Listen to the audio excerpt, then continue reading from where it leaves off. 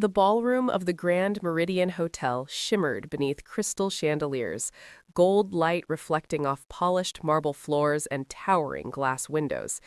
Waiters moved like clockwork between clusters of executives, investors, and dignitaries dressed in tailored suits and silk gowns.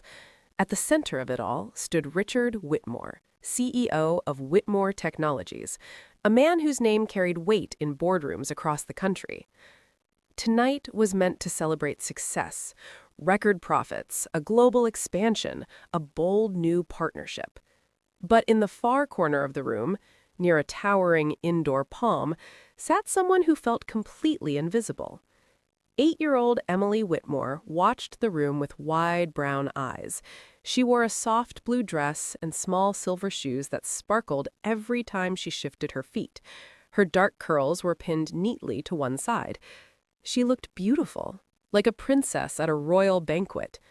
Yet no one spoke to her, because Emily was deaf, and most of the adults in that glittering ballroom did not know how to speak her language.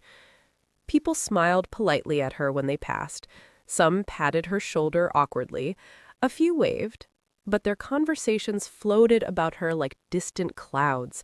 Laughter she could not hear, jokes she could not follow, words she could not access. She had grown used to this quiet loneliness in loud rooms.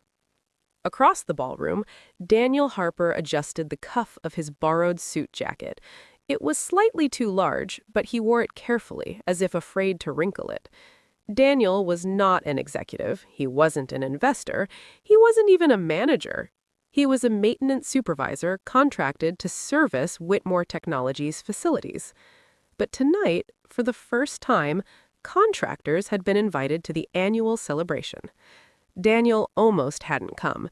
He didn't own many suits, he didn't feel comfortable among powerful people, and at home, waiting for him, was his 6-year-old daughter Lily, who had insisted he attend. "You should go, Daddy," she had signed with enthusiastic hands. "You always say we must be brave." Lily had been born deaf. Daniel had learned sign language the hard way, through late-night classes, online videos, and countless hours of practicing in front of a mirror after work. At first, he had felt clumsy, slow, frustrated. But Lily's bright smile whenever he signed correctly had made every effort worth it. Now, as Daniel stood alone near a refreshment table, he noticed the little girl in the blue dress sitting by herself. She looked familiar. Then he remembered he had seen her once before in the lobby holding Richard Whitmore's hand. That